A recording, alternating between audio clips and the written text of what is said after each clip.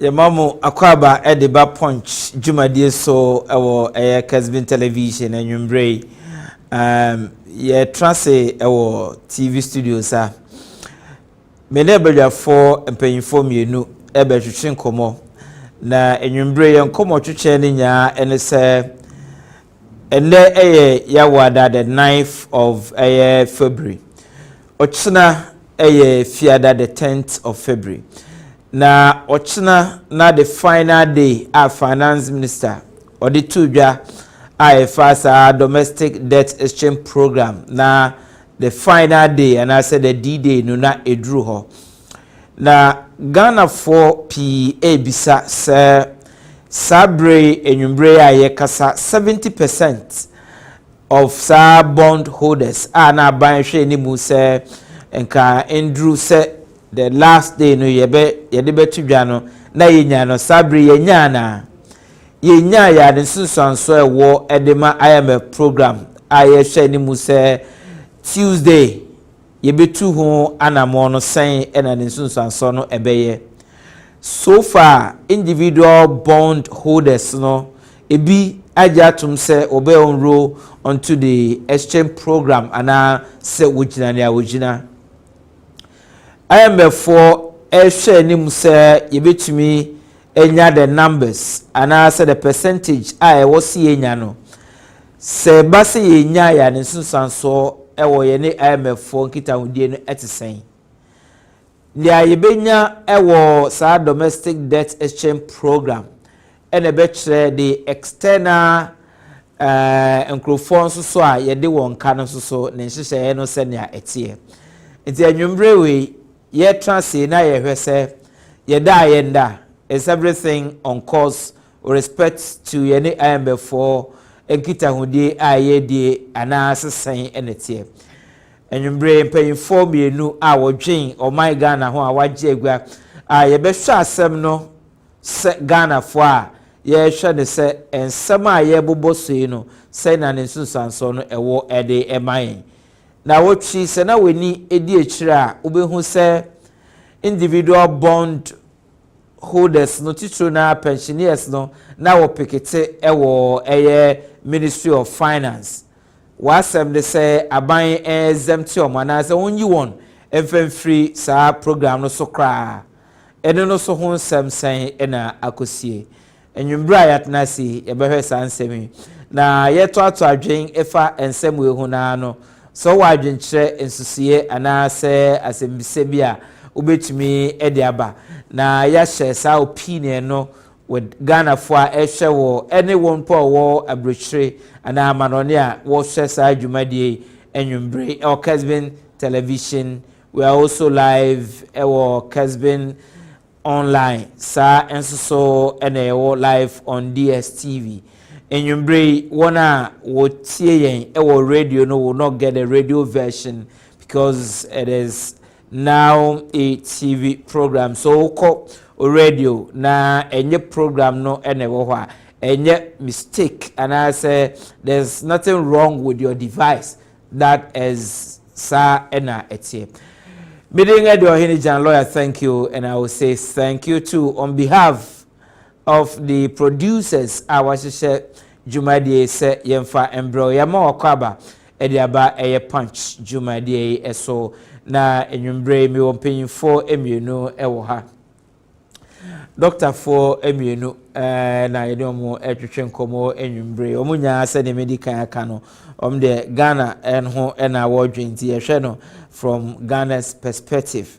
Dr. Frederick Ejakon Odro openya oye dean of local government institutes oda ano ewo ha enwumbre doc memwajo nampom etisen obisa fo ho ye nyamyatum amia ya dompa ye ho ye do body ase Dr. Joseph Asumanin a social researcher owo ha enwumbre Dr. Asumanin memwajo Vida sinala na mpo wetu sen nyamyadum ye tinkwa nkwade esi dia wasari dia wowu nti ye tinkwa mu dia na ye beda obade ase ompempenso dia bedu. Okay, so wo hwe enwumbre so ya mo akwaba e de aba punch jumades na wotwi ye mate say do mo wie law school ye frɛ ho the Jubilee class, that is 2008 for no emu be 9 or so and judges ayako say yaji omotum say high court judges na wotwi no once so no wenya akwanya abe high court judges. So on behalf of the Jubilee class no we congratulate them, we wish them the best of endeavors. Your class is special, so they will always be special. Now, enumbre straight up, Mr. Sie every Dr. Ejako Odro. Ochna deadline ranka is 7th. It do 7th, and Minister of Finance, my in say there were technical glitches as in Krufua that it tries wobe on row AUSU or more portal no problems be by. So the final extension no they call Ochna, which is the 10th of February. It is still that I also be our person on row onto the domestic destruction program no ebe to me on row until se Ochna portal no ebe close. As of Sebesi Sabria, me know kasa ebe to me aka say ye okay. Say it be a target of 70%, no. Ye ben ho anampo say ye drew ho. Eddie. Bibia say Ministry of Finance. Ho achiro. Nsusuya omo ye no dodo na intimi insiso. Titru ye ho na wotwe ya sene pensioners titru. A piketi te wo tie story na wo hwe de ekona ahomti sabi obi anko abone bra aduru bra okona homegye mu na mpo ni ahoden so de beye demonstration so say sene beya ibe hu se Ohene bi ya abon nti wo timi ko se yekoye 1 hour picketing very significant kire se dear ye here say what say it be drew some so 70% no ye nyan na menyi ni say ye nya if you say already no organized labor komo no wo pension funds na kaska kese wom no omo nyina edika ye dede ma ndempa na yom free enti ama enibre kakra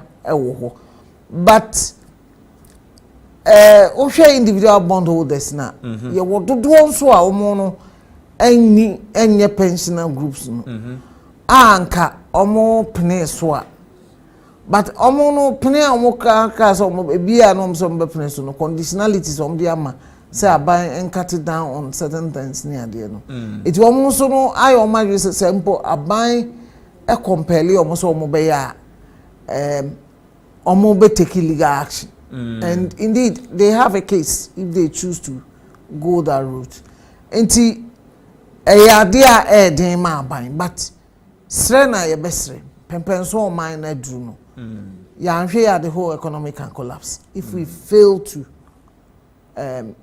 get that level of their sustainability no. But the yeah can their sustainability no domestic one and I say if you the impo na ayatari yo dear wom no kra wom ni say IMF kra bebe ma no there's also the international one ye ko akosia enipa ahodo but sa nipa no pese omo say aban no wa efie no what me a convince man for say almost one into academy. So I say, oh yeah, ye, would I me the better to one, oh yeah, ye na uniska be ye no. Now o kopa bisi na ye busa say, dear na o de ba abeye ye no. Na se o pese me fra bonten de bisi bi ma na se me beso asena. Me hu de wo ankasa wo so de ba. Eti o hwe asem ma. It's not only IMF that we are in the show, but international finance community ni na ehwe. Eku ahodo already me say na mesi at China for the so emfa bi ncheye.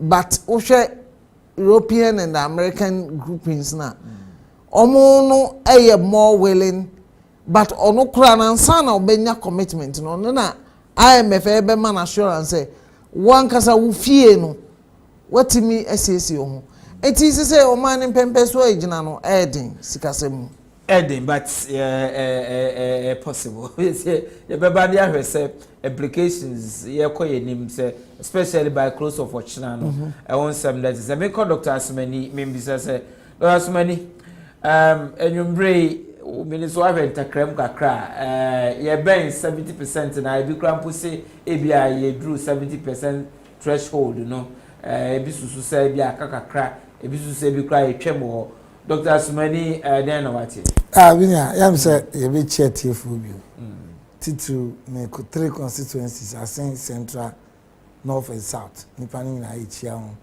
na ene de o say ye nye politics nti me ba no producers no o share na say wa na o mo ro me the party colors no egu for o see me we are na kofa na dia nti na we are being nationalistic me ba me check it say we are around 70%. Okay o ma subscribe we about 70%.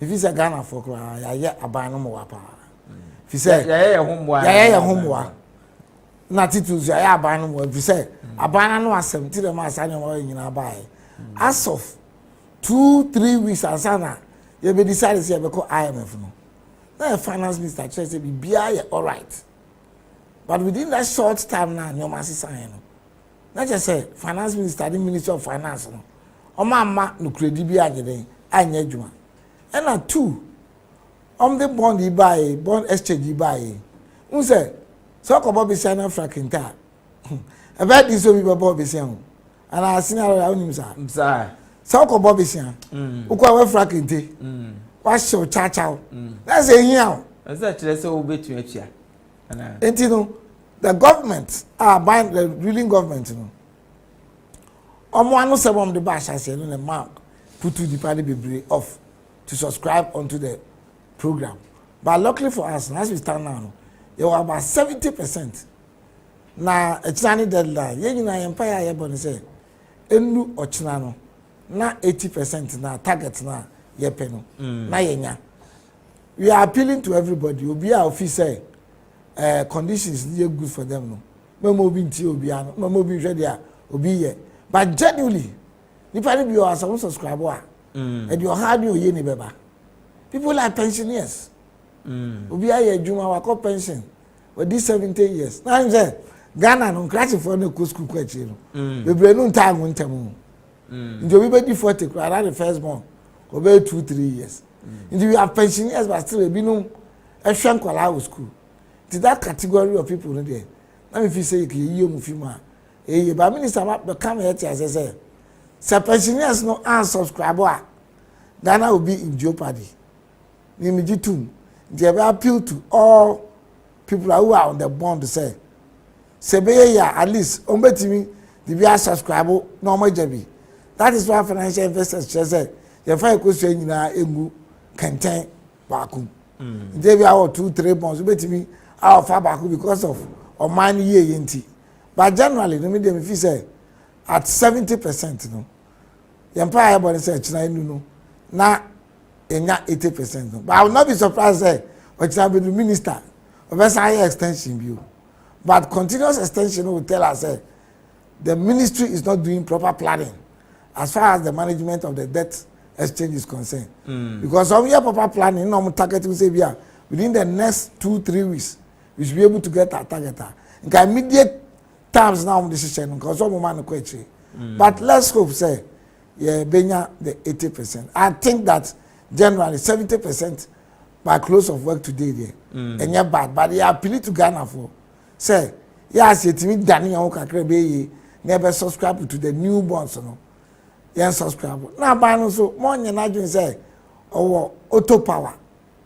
Just say, send your ban Cassadi be, and I say, oh, we opa, yeah, one young so about so I say, look, some of the bonds are legally banded bonds are say a man for in a ban and dividends that they can take the government to court, even though they say the rules of justice grind slowly. And I say, I say, I'm okay. But almost the court, be deep, Naya Jomsi come on. The best say, a band man and no about form, not Ghana for a very little bit patriotic. Say, you be here to watch it. Naya, you was our bonds, you best subscribe to the new exchange program. Punch Jumadi ena o share enyumbre ewo Kessben television said the medical ede atudwa so wo adwenkyere nsusuye ana sebisebi ale share that opinion share with us 0551 599933 0551 599933 send us a WhatsApp or a text message. Now I share that with the whole world. Enyumbre yene Dr. Frederick Odro, Ejako Odro yene Dr. Frederick Joseph Asmani ena edwetwe komo enyumbre wo punch Jumadi eso.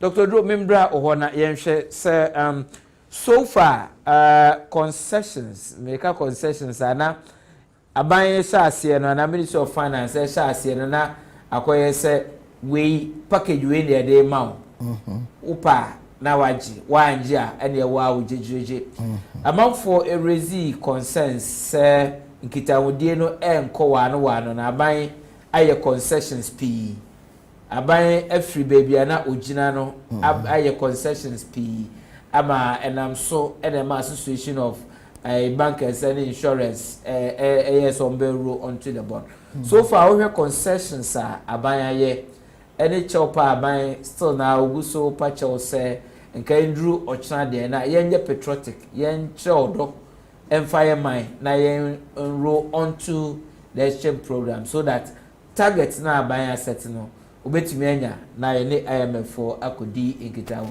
aban enye bi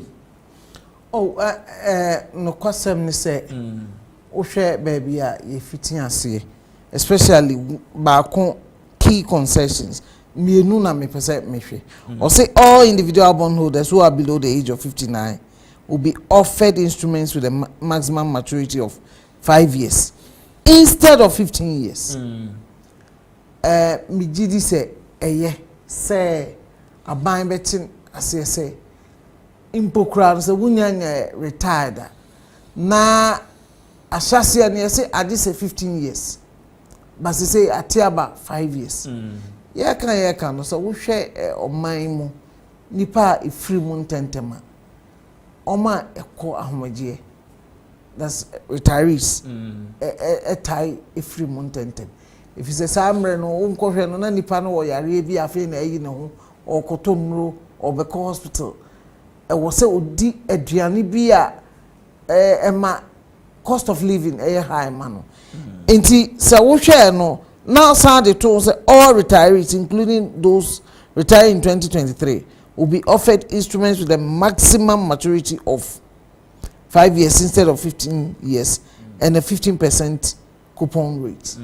When so now Mrs. say, and also idea eti uhwema aban no baby a wodi free no what ne ho ase say me nkrofo no ma omomre Dana Ebaha, Emsen Command, Yedi, other countries like Argentina, normally idea, or similar thing. But Jamaica, no ma, it take you 11 months to 2 years. Other Caribbean countries are a year similar debt exchange programs. But almost a din kitahono for so long, my nipa, boa, the one no, ekosi say. Nti asiye adwuma omo course ade yen so from the very beginning na and that so be anyone post class say eti a ye be yi ebeba so haircut no na nipa dodo na ani na so say beba if say there were even assurances say emma but ohwe pempen so o man sika se makodura ye ni choice eti aban aye ne fam die although you could have done a lot more by being open but say achia ne mu e chambebu nyina pempen so aye nyina ya bidun no Oman no we don't have any other country apart from this country. Oman edin kra no Nyankopon ensa wo yenso. Last year, latter part of the year, or how Oman you come yema enema bo so hwim ne ade. But gradually Nyankopon wo hwe yenso. Mijidi sese ye nyina ye baako. Na yetimi boa ye ho a ebeboa. Me ankasa de may we how kese with these institutions omo moye se mo papa bi wo wiase a ifie aye ho oka IMF IMF ne World Bank ne omo nyina International Finance Corporation num ne omo nyina omo nya adwempa we eye omo de se da bia ye ye niema basa ne ya ba wo ho na omo chichire yensa ahye boase ebi na omo ye da obi bebisa say na who cause am enye ye ne de ho aba me ho aba onya me aye me sa eno bi na ato ye sesi a if you say over the period ye nhye ye no emwa ye debt ya bobisiansa there was a time finance minister bi I can say oh smart borrowing ya tesa abrofo ni nyina o Ghana eti ya bobisiana anti COVID niema ne ba ye bebo mu no we've been overexposed. Oh, eti yankasa no e wo se yetena se so man. Maybe one day minim so obema yakwan. We need to go back to our constitutional review. Oh, ye ka national development program here wo man mu. People have politicized it so much. Oh, I was say yetimiti and one say obi ani wo be ye ufie yi ama chense ne wa be ye wade but significantly yes sorry aye be ye ne ma promises a yentimi nye kakra no so aye benya no so aye nhwe so yi na he dey twa high life e wo man mu sa Beza ba so Dr. Odrobinko Dr. Sumadi finance minister utie na semana or can say by end of March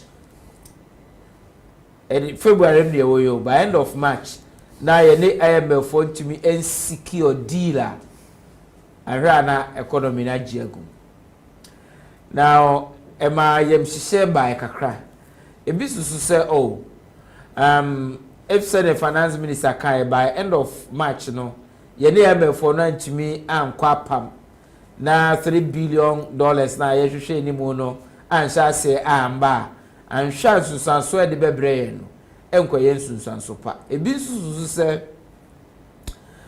IMF deal no se nyampa ya ntuto niema bi ye ya so na no enya de ebema enema ye hwe ni mu no ye benya na se be betesa edi amaye by end of March ye secure deal na Ghana Ghana. Yeah, Minya, that Sibibu. I said Dr. Jakuma. I think say the one of the few intellectuals I mean say, "I'm doing semi I'm doing because media immediately say, South Africa, Yankasa and Ghana, Yankasa yan so yan second one.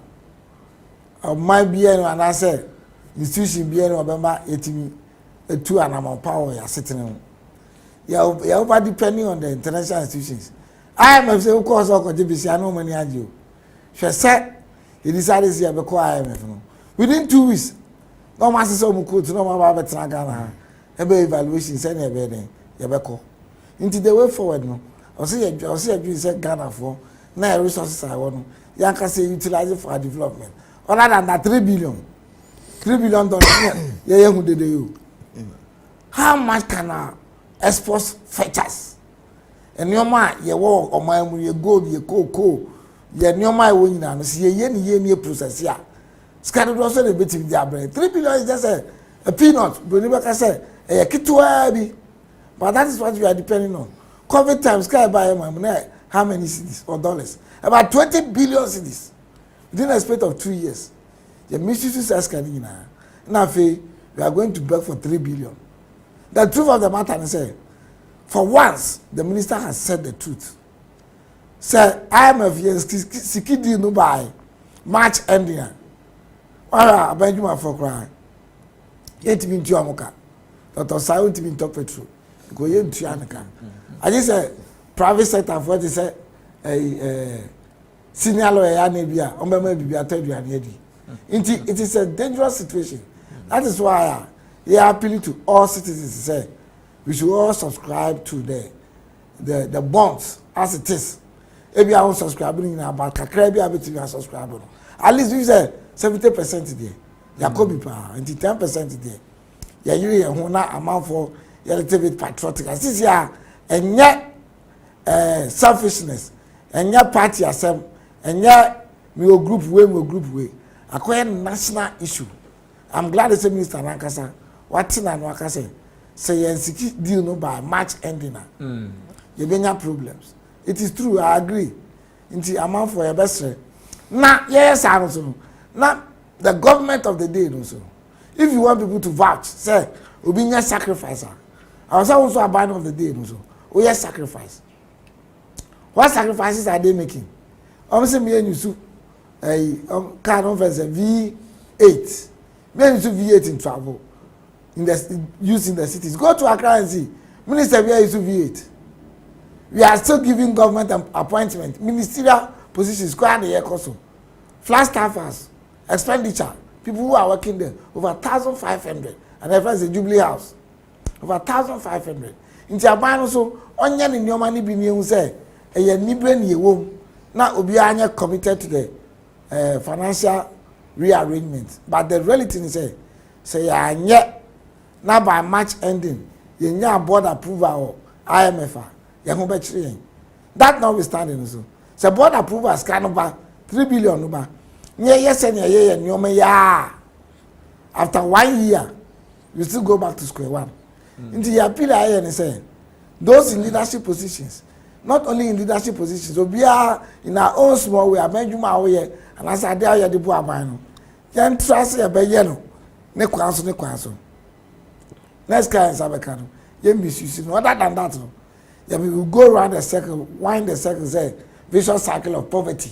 You better cycle back after another 3-4 years. You better cycle IMF for say, Mama is schedule. It is not time to say, we should hold our destiny in our own hands. Say, Yanka 75 say, O man, yeah, dear. Near you, my party, abu, man, send no money be too poor because what to tone in the practical sense. Some resources are your wapana still. You don't even call Kawa, man, so am I near Puntu man. But I don't blame one government. Subsequent governments now man ababedu sabri way. That they can say you should be now and never again.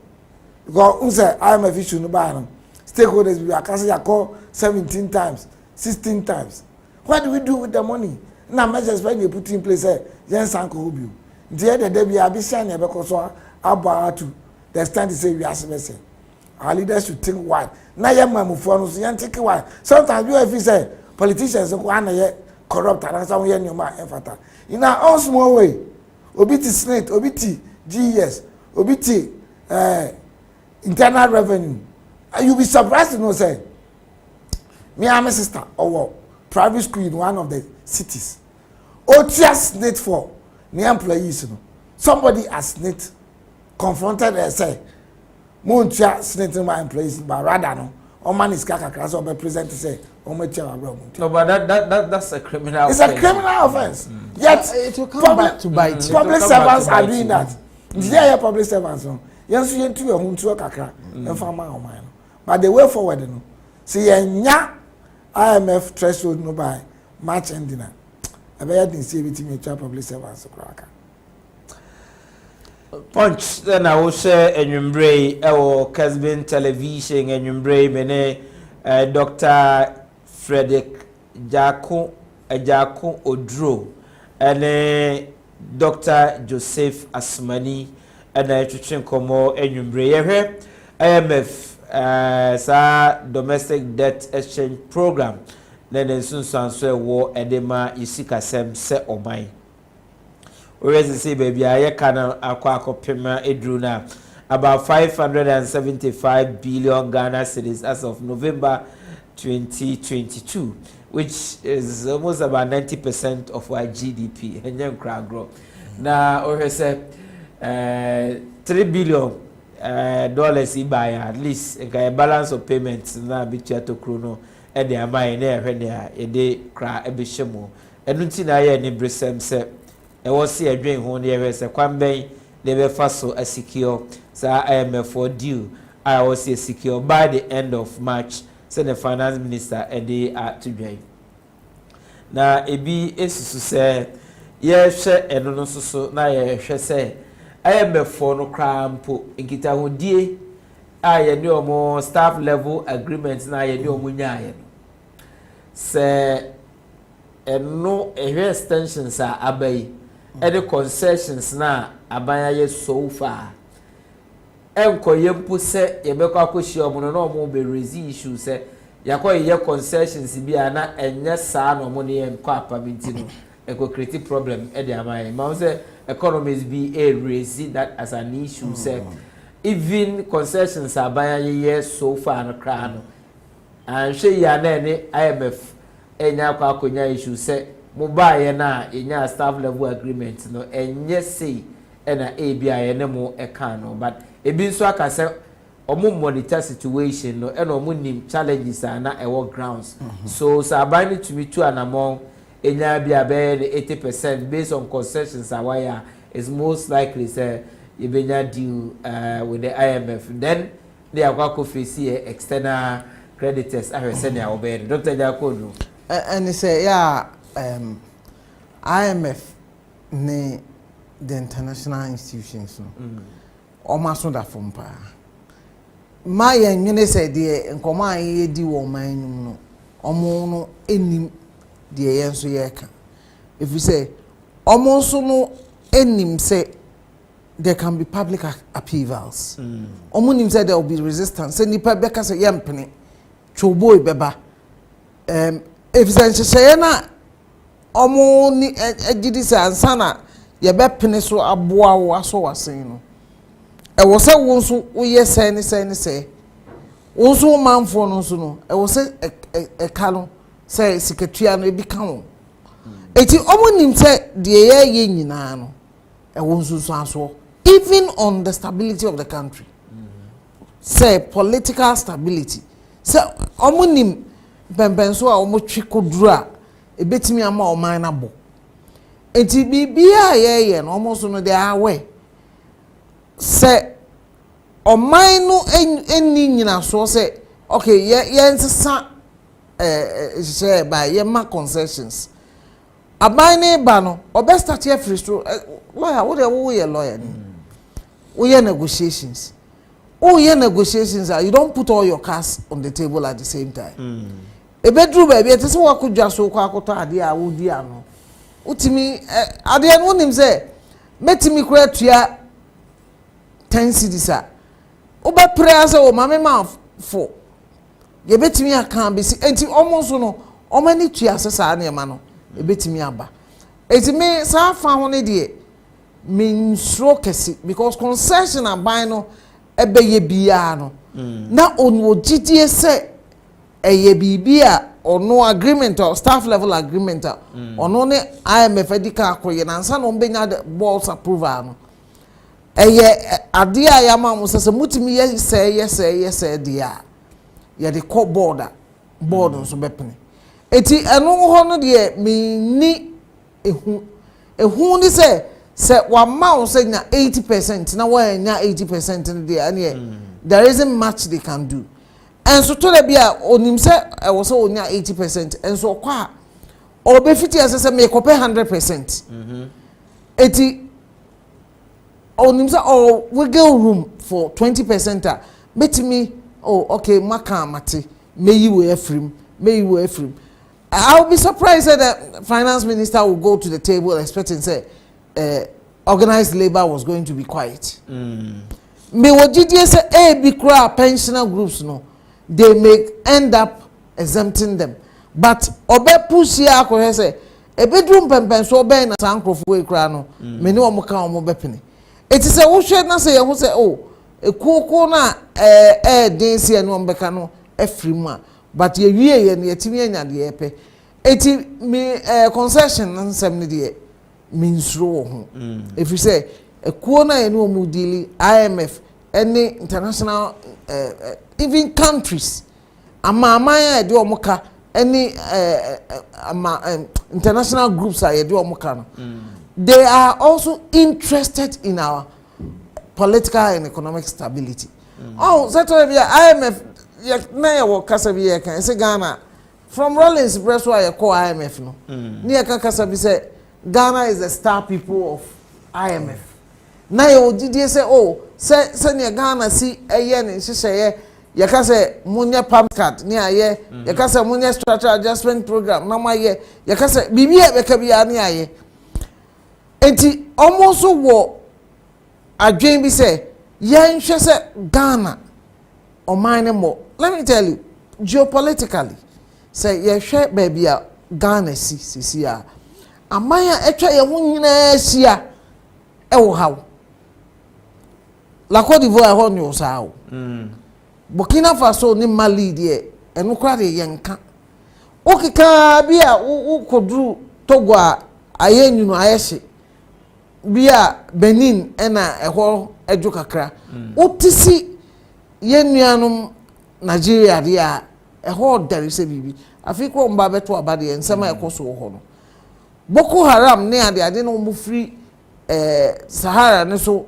esane ba no omu nyina hwe se edie na bekoso wo Ghana enti bibi echi ne yankan ho se Ghana ewiase nyina ni wo Ghana so se look die tie bia mom ya hwe se oman we ebetimi agina se oman enti yen anso Ghana fo no da bia no ye besre se ye mpanimfo kra amboa yen a yensu yentimi emfo so yeso ototo otekrema awia na anwenam bia se yedi de akoso achi na ya anhwe ensiesie oman no sikasem ene oma ya manyosem no yia yenso de ekoso amama bi mu a ama wontimi ntina won krom hwe se wo hwe enei krobi ti say Nigeria for a Ghana. And even the what minim obia or ye top banker or Nigeria or then what better than what Ghana ha edin ne yene ne ma etia ne ma ne school or call Nigeria every Monday morning na a true Friday evening na wa bagana to say all kwa adwuma o baby no abafie weekend no one ne yere ne ma ba bedi wa. Why? Because there's instability in that country. Ya woniema bia eye nipa the stability of the country. The asumdua wo man. Well me de back school me yemu nhihye me say obi kwa akoche no. These are all essential economic and social commodities. Yentimi mfasika ento. Enti I was say mama bia epeye yie no bo modern so mo be boaye ba yan kasa ye mfitia se amoaye ho na ya nyen hyepa ba se baby ya duru no hyepa no it starts with say ye nyina ye be sacrifice yen so ye betu ye ho ache say bi enye ye de ministry no e de akwa akodum pempen so a Ministry of Finance e de hyehyɛ no omo ne Bank of Ghana so omo de hyehyɛ akwa akosi but yentimi nka se enyimu nti o se nyina eba e ka bom ne ye ba ko ne ye boa na ye gi oman ni sikasem ni si wo because sikasem ni say ya it will affect every other institution political social ni nyina fi say se usika na fe sidi no yenim de ye nche bia wa dum ha ya ukodina akoto anwa itibika so twa mami nko bisa okoko a so anwa na so onton krabi if so ni so ton ma adeɛ kyen obetumi de agye ɛboɔ 2-3 times eti but yɛn pesa eti yɛbɛsere yɛn nyinaa nka mom so ɔman ne yɛka bɔ mu wie ne yɛtoto nneɛma na afei yɛbɛtumi ne amanyɔfoɔ no aba abɛhyia aka yɛasɛm bafo na deɛ hia ne sɛ yɛbɛgye ɔman ne sikasɛm asi hɔ sɛ yɛanyɛ na yɛnsa anka sika na ɛba na hu sɛ yɛwɔ nkurɔfoɔ bi nso yɛfrɛ mo vulture funds ɔmo deɛ ɔmo ayɛ sɛ ɛko asi no a obi ɔno deɛ tuo no ɔtɔn no nso sikasɛm sɛ a ɔmo timi kɔtoto wo debt ni nyinaa besizi wo national assets yɛbɛpɛ kwan bi a break it down the country sɛnea nansa Sri Lanka na ɔmo ɛkɔɔ saa ahoyɛyɛm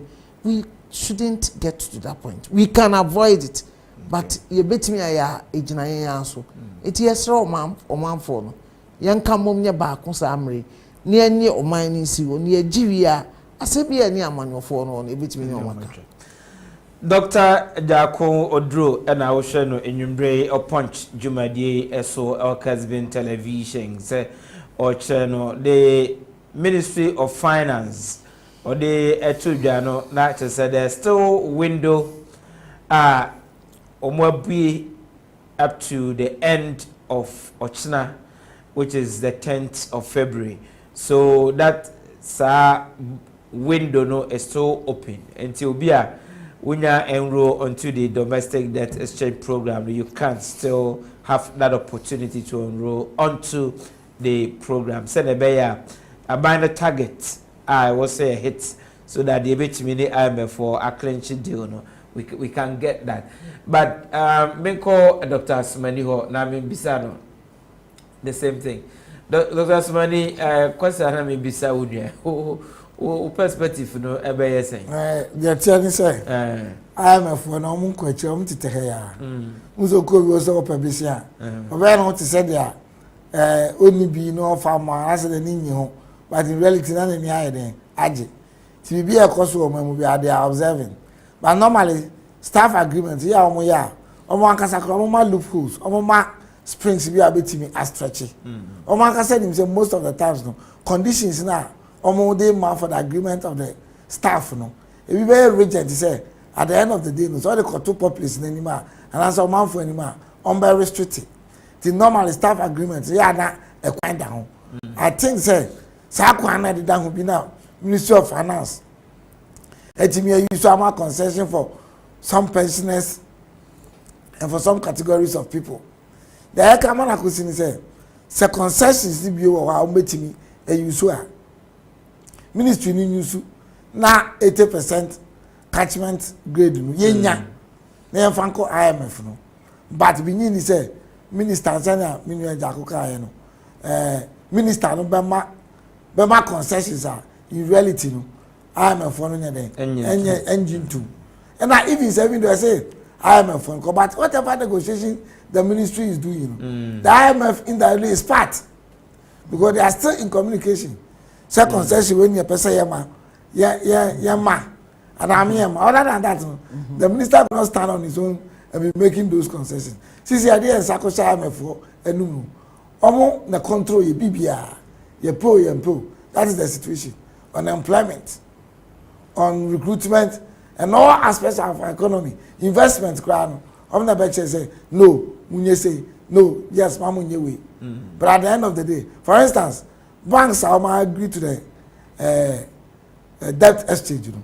We need the implication of it.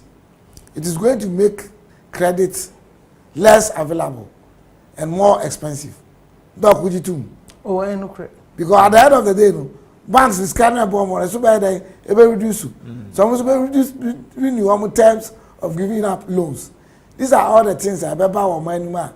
It didn't but at the end of the day, no, I say mo nko wakopra the tie bi say nkru na head yes sai to the essence say Ghana for in our own small ways what can we do to ensure say that exchange you know e be ye adwuma na ti nya loan from the IMF to come and beef our economy see that lawyer number say bisa wa subscribe And I wouldn't be a bond holder. When you're bond holder. Now, me, I could say, but me, I could have bond me. The beginning of subscribing. Me, they be nibi. You may, what treasure bills kakana. And look like crabby. Come go you, my dear. And Minister Marshall say, treasure bill the end day. And cano. Into your bonds no. Yeah, please say, we should subscribe to the debt exchange. Send you between 3 billion. And the about my money, but my no 2 pounds. Of course, it's kind of my high dream power.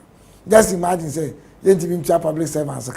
No one's ever can say, you man, I ain't crying a day. There was a day, Nami at the Ministry of Local Government, Accra. You could do what I say, civil servants, cross strike. I mean, it was cross-sack for cross strike. It was pathetic because we say, me check. Na me yibi one cry. Na me dey movement. So many am rank when ya ethics class anya dey. Am aba. Nti ya be share Ghana for na. Let's all subscribe. Within our means na yenye sika no. Na ya kan for say sika no ba. Omu nyusu ni ye. Be sia na ya why dey adepa. Ya fa ni ye nu. Na ye nyusu ni ye for the betterment of. Me that's Dr. Asmani Messiah ba. Bi na ya to so that Osha Punch Jumadi our Kessben television will nyumbre yehwe IMF enkita hudi ye name Minister of Finance edi ene domestic debt exchange program enhyehyeye ene nsunsan so awo ede maye Kessben ato Kessben ato force oye the new minority leader in parliament was serve notice say Parliament, sa domestic debt exchange program na ekoso no formally no ministry no amfa beto manim ama omunsusu no amfa omunsa anhyasie enti na one na oma ene so mato omunsa for finance minister so bana nchiremu no de be mo no anto asumu ama omo anhwempo a na omo no kra no at their stage no omo ahoto the process na say Omar say adenokra no ye de tabo ebeto so na ase den menim say doc o follow side na parliament the role of parliament in all this also no who father say what they say you see ya na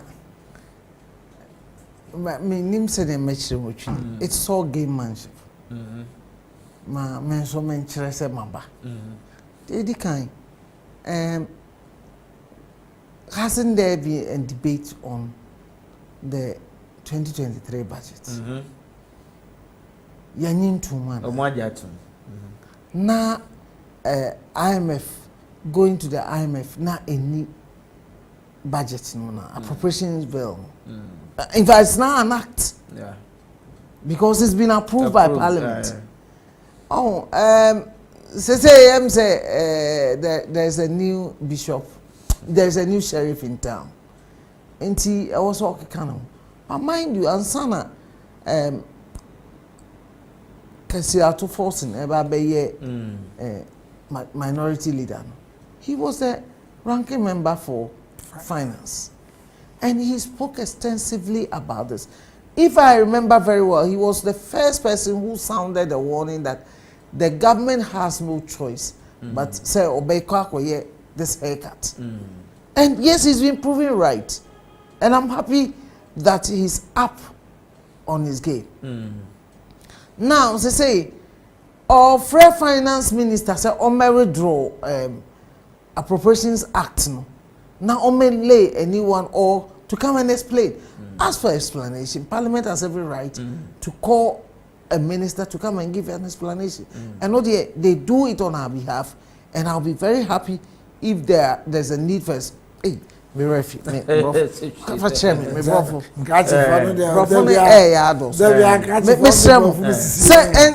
as Parliament, I would to me say ye free minister be say o me treasure enti say new minority leader e wo asembisa na person of free finance minister o would to me biara say ye obeba under certificate of agency or whatever means or was that to mean name say omo beka say omo betwe san hye ye assign de ye besre minim say bibi a che say ye de ne buy say omeboa NDC mom when the next election. But you see etianitia enka yenka say maybe for MFanko. Say ya hwe na oman no sikasem jigua. There will be no government for a future NDC. There will not be any Ghana for a future NDC government to take over. Eti mesre no ne kasa no se ne nyina ye kasa yenyen hihye ye di oman ni sikasem besi yi ama the ordinary Ghanaian me no mie no a yennom amanyuku no yenso ye betimi adwuma etimi apie akoto ade a menim se me wa assurance me ekoto ade na menye biato na mu ade kronkra me ekoto no nye se ene eye 1 cedi a etina meko na ye 25 cedis but menim se o ye betum kra na bia ye de 5 pesos bi na ato so eti mesre anabo ato forcing omra from kakra sometimes a drum pempenso bi a kasa kra no ti me say sikasem bon kasa part of the problem enya na cd no say part of it was to do with speculation without question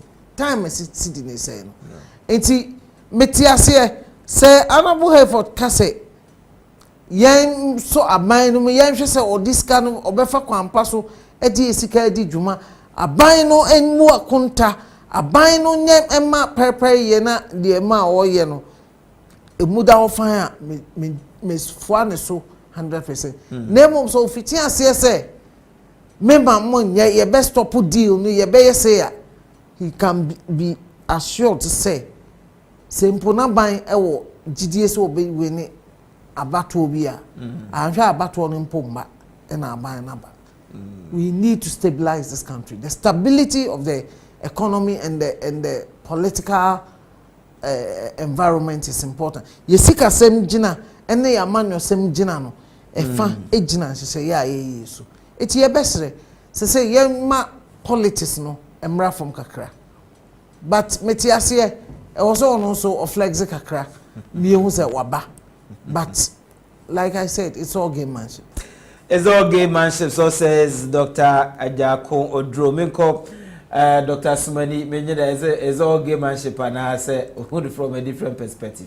For me, Parliament's oversight role in all this. For me, he has a genuine cause.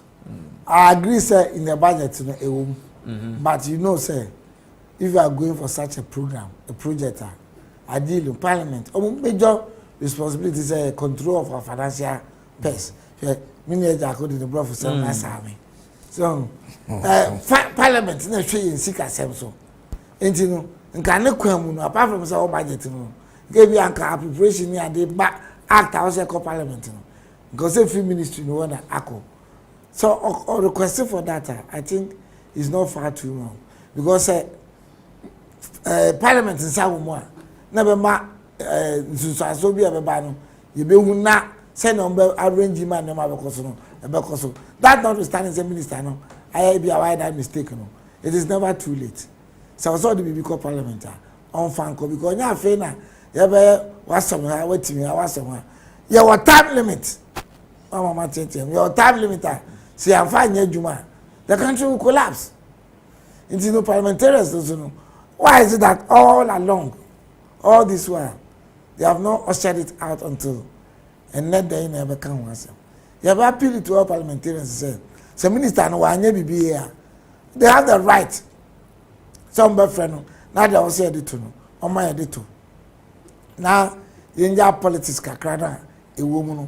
Ebe kakra bon say, "You understand na oppositions NDC for kana majority for so beka na ko dey happy brother." This is not the time for these things, please.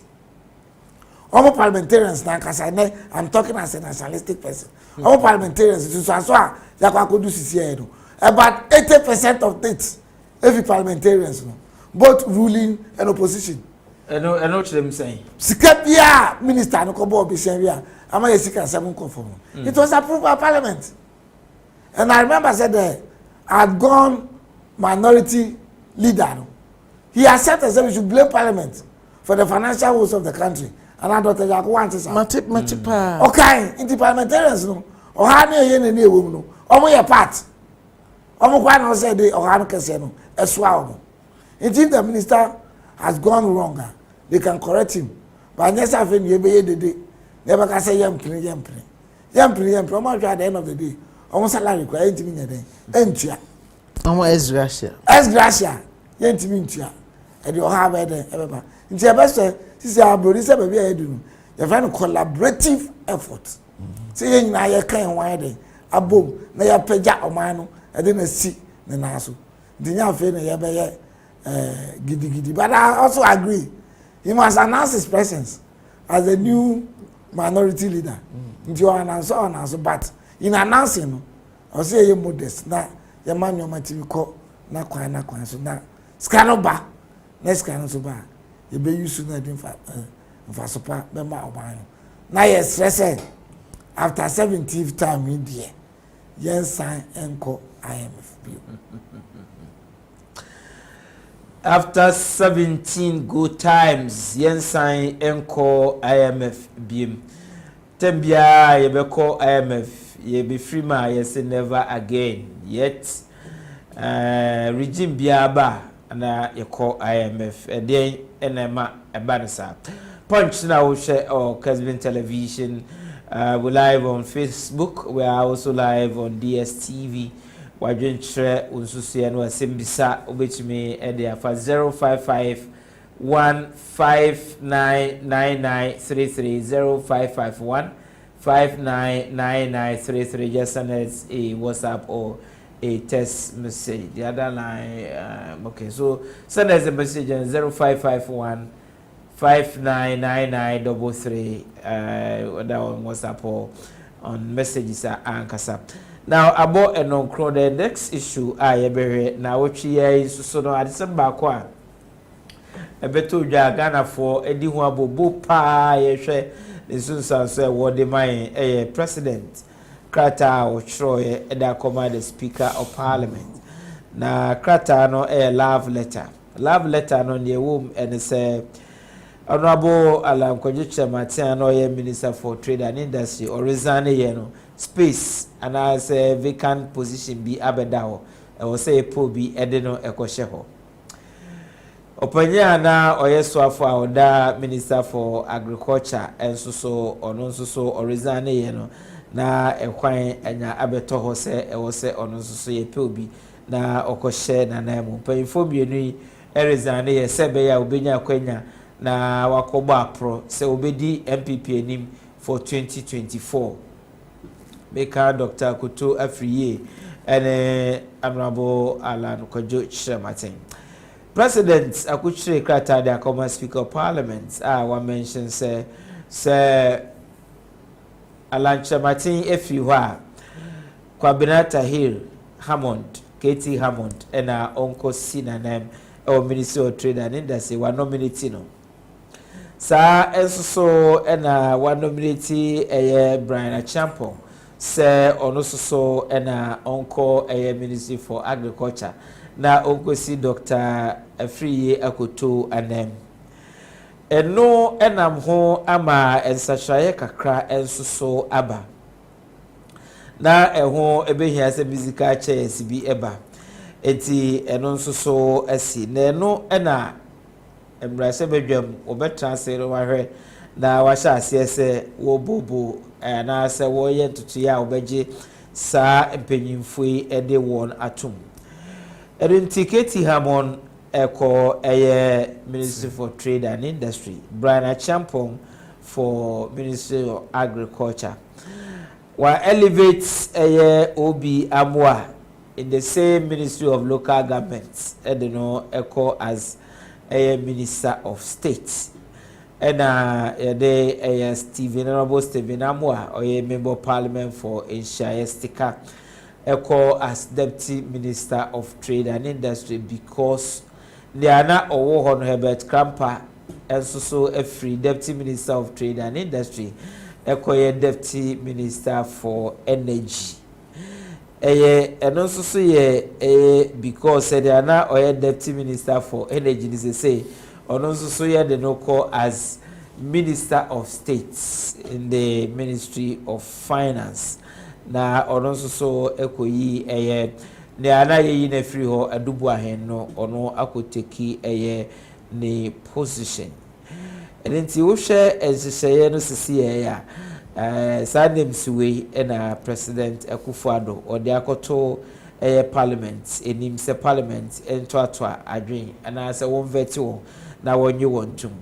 The freshest ode no aba on board honorable Asamoah Boateng ono nso so kwa replace Asabi ko replace minister na owo asoya chieftaincy ministry because MP na minister no ono nso so na wa resign sa na wotwe ye enti Dr. Mohammed Amin Adam ano deputy minister for energy say ono na minister of state I am nominating for finance ministry enti Manuesi eba ye bi say ye obi a resign dey bi hye de ane kwanso ano no ebi say elevation eco minister of state any which say President Akufo-Addo on sachira ba kokra do gina menim say Dr. Ajako Odro so nominations and elevations are about this week. I better talk of the town. Ayo one say by Nipa nominate you no ayo one and na say and who no kwasem mamenka obi ti say honorable Katie Hammond eye me de pa man say ya bonitin ya mano position keto to say trade and industry. I'm so happy for him. I made the man. If you say me niji the baby wo amanyukuma their friend is discipline omunibi amanyuko bia party discipline is so important yenhwe nansa NDC asesa on front bench minim say nipa yeyi omo ya enso menti say omo bi kaseti ya omanyuko no but offer honorable Katie Hammond papa no long term serving member of parliament under President Akufo-Addo no deputy minister for energy at the time President Akufo-Addo buy no nanka one of the senior parliamentarians ka na enisumo hosen KB kra obenya ministerial position wenya for 6 good years menti se was sorry kasetia na manyuko bananzi hare rebel leaders na buy no only say rebel leaders no all of them, at least 3 of them, Subi MP, Asante Achim's Central, North, MP,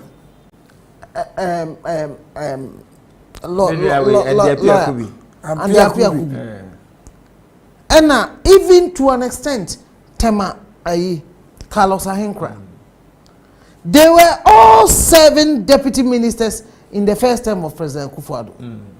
But today they have come out to say they almost constituencies. Me free domi Asante Achimman.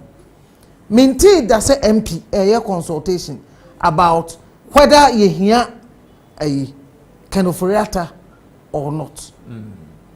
You see, party discipline is so important. Me, I don't care what anybody says. I found what the MPs did so bad and unacceptable. Ever finance minister there, no? But there is maybe one day. Almost all the MPs, almost all of them. Is it true? Say their constituents told them say the minister should be removed. Why they did their consultation? Subin, what is Subin? Yeah, consultation. Uti lawyer. Uti as the house abrosan ye consultations about whether a minister should stay and want. But you see, some political season in so we'll go and dig into them. In the last elections, almost primaries, were there elections in Asante Achim North? Were there elections in Subing? Parliamentary almost primaries. Did they hold any uncertain here? Are some people afraid to say they are on the verge of losing their seats? So they want to project, say, oh, can't say yempe kind of for attention. We'll come back, we'll find an opportunity to look at that issue. But coming back to the changes, I was disappointed. I never did. You were disappointed? Oh, I never did. Though I'm very happy for Katie Hammond. So at long last, the respect, the dignity he deserves in the party, he's being recognized. But beyond that, yes, let me also admit, say, Miami Minister, local government. Obi Amwa is also somebody who has for so many years served as a deputy minister from the days of President Kufuor. Yeah, now Kufuor said, "Yeah, can't work up." People have forgotten. Say, Obi Amwa was a deputy minister under Ministry of Education, Youth and Sports. I know responsible for sports. In the time, and 2006, Ghana qualified for World Cup. And under President Kufuor, he served as Deputy Minister for Local Government for the last 6 years. So for him to be elevated, I think it's also good. And these are loyal people. Within the NPP party, Obi Amwa has also served at party level. So sometimes it is good to recognize loyalty. It's good to recognize people are almost I show say midom kuono na de meye ama kuono jina ena meye. So I'm very happy for these people. But beyond that, Mpempenswa or mine jina no. Nanka me wo GTS enka president be use sa opportunity etimi ati the number of ministers are ye also. Anka onfa bi ema meka ho. Technically, no, Fabi Mekan. Which is a Ome free mono, confirm Ome Showman. Technically, he's not added to the numbers. No, I agree. Because Mate, was it a park, Clement a park or so? Eka say, if it is not a park, it was somebody else. Forgive me if it's not Honorable Clement a park. But I've heard somebody from the NDC side say, no, it was Dafia Mapo who said it. Say, Abina appointed more ministers. It is not more ministers. It's exactly the same number of ministers or what at the beginning of the second term. But Nanka Kebeye midday, say president, and could use this opportunity at the so. I mean, why do we need a minister for chieftaincy? Because this is a rule. Yedikoma a minister for local government. Mijiti say that minister for local government could have combined the chieftaincy institution and local government. In fact, a home community be wa e was that yeshe. Say your local government and then your chieftaincy as an institution. Especially in these times somebody like hard-working deputy minister elevating it to it's Obi Amwa. If that Ukraino one year demand say on share chieftaincy so from local government in power can we feel senka ebe boy. I mean, why do we still need a minister of state at the presidency? At the time we are thinking of cutting down on ministerial numbers. So a whole day no question. I have not found it inspiring. Okay. Another aspect that Meka also say nanka me wo GDA be said, and then that's what we say. Ka president, you want or how o de oma o uni o ma di krana ka to spa na shuffle omo fa be free akoha fa be free akoha ebia we teaser oh ebia we teaser no ankasa eba ache Ache. Mesre president. And was the only obia di krana. Onye nsakra. On sese mo fa bi free baby nko baby. Na emma ehyew bobi. Emra system. And that is what I will say. Okay. But I am so happy for Honorable Katie Hammond. Okay. Dr. Asmani. Yeah, senior lawyer. Reshuffle. Reshuffle and I say appointment. Appointment, technically.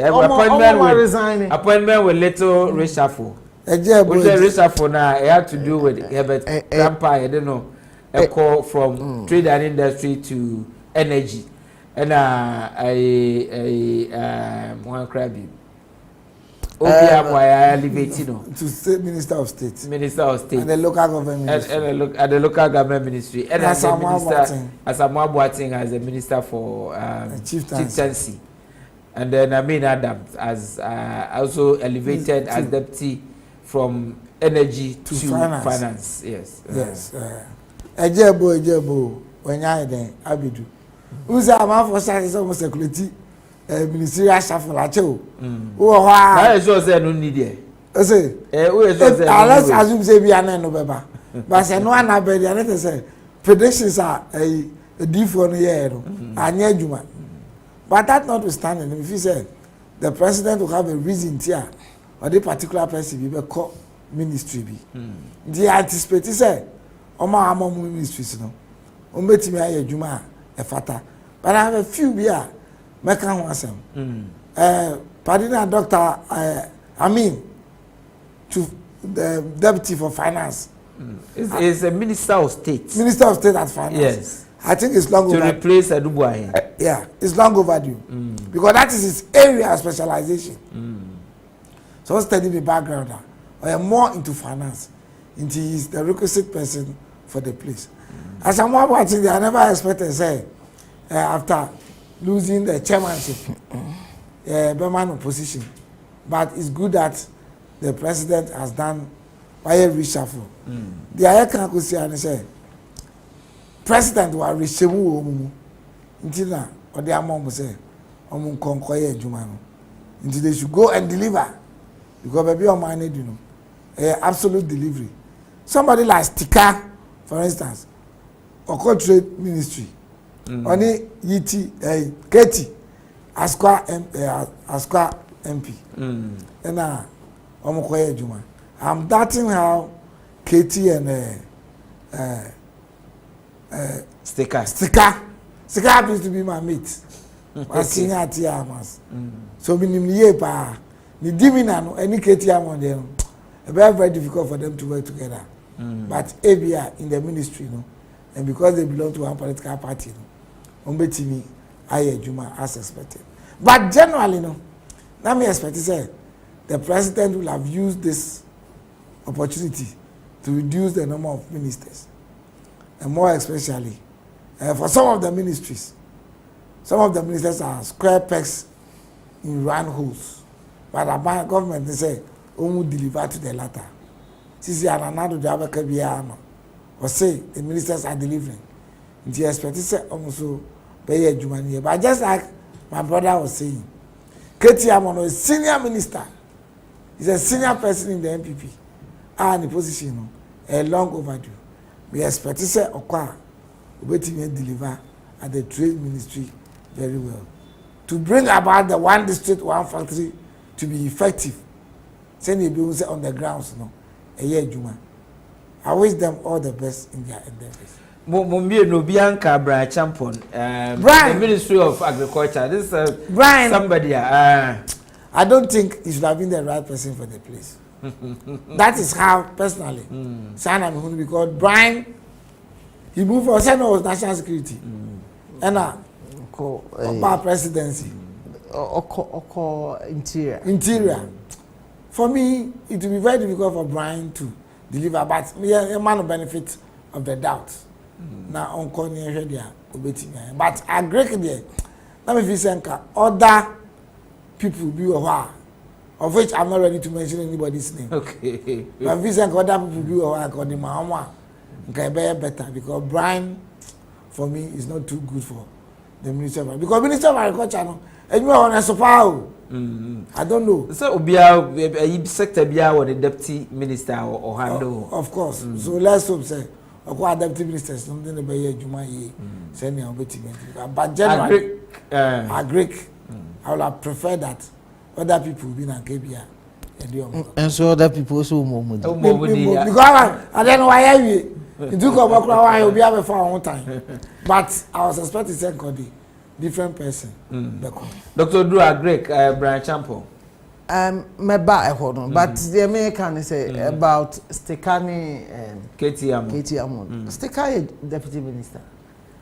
Oh yeah, deputy. You work according to the instructions of your minister.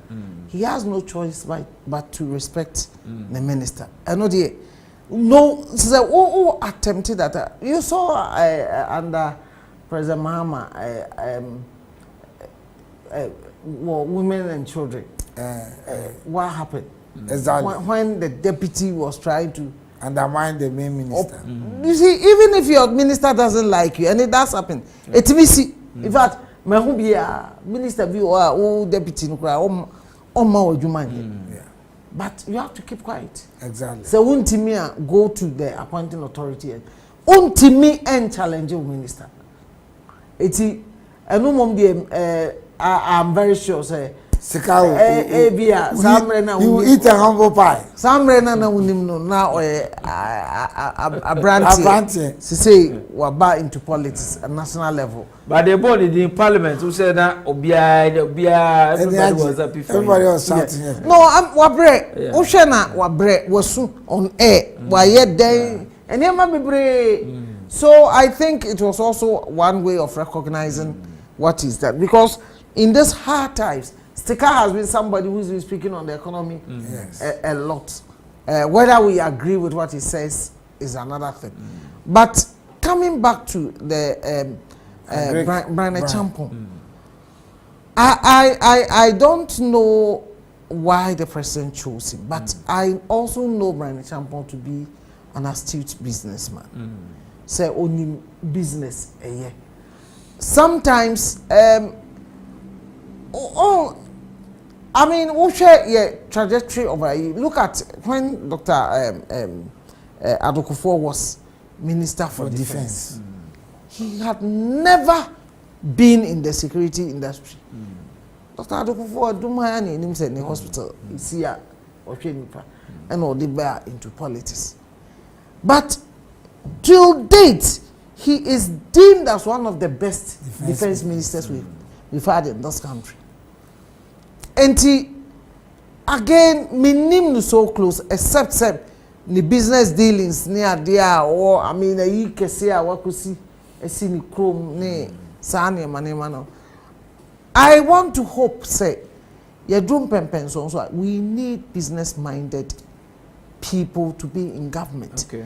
Because we talk about private sector being the engine of growth, but how well is the public sector responding to the needs of the private sector?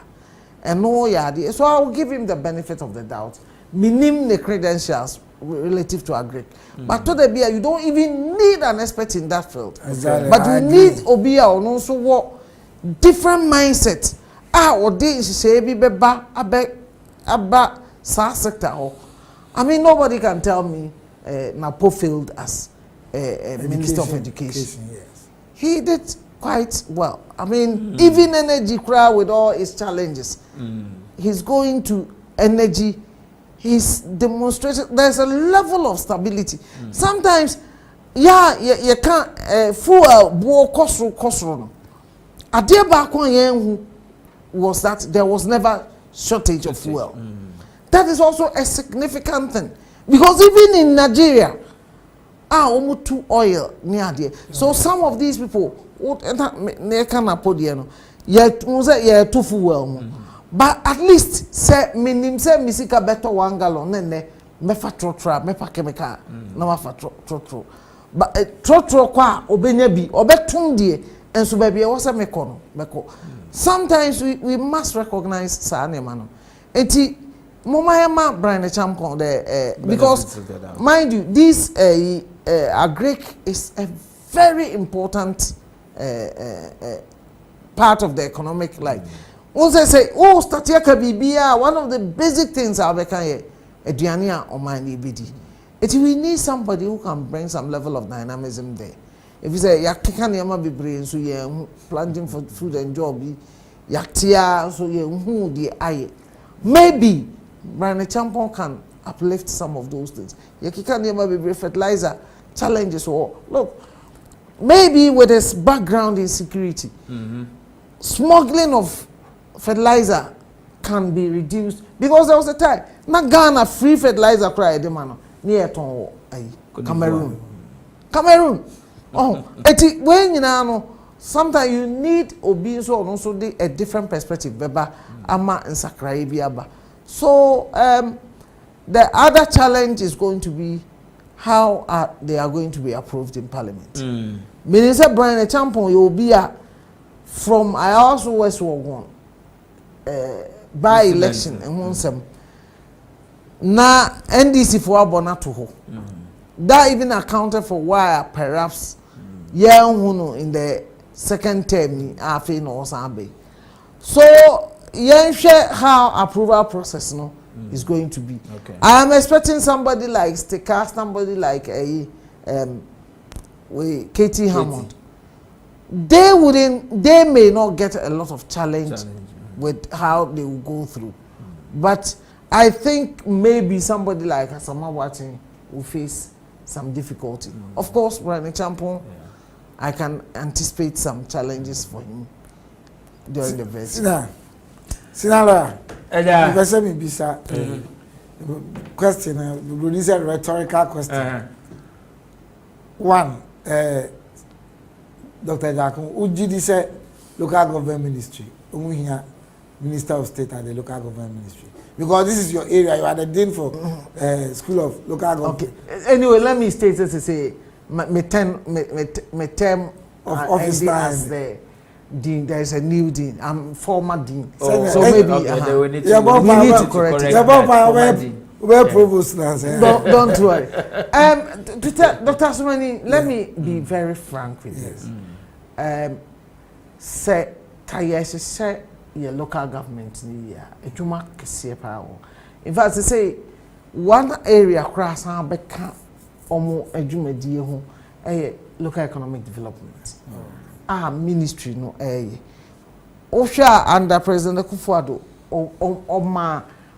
one leg of our local governance, which is decentralization. Also the Babeka. A lot of work needs to be done, and ministry papa, because the cooperation the ministry needs from other ministries, take education, ubefa health, said to decentralize these areas. I hear ministry no ye ehwajuma. Osha ye wo big challenge with property rates issues. Even property valuation in this country is a challenge.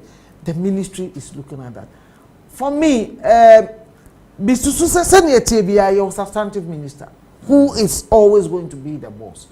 Me who honorable be more elevation no as more an honor, more a recognition of what is done, and of course, ministry also who say you will deputies, but deputies no.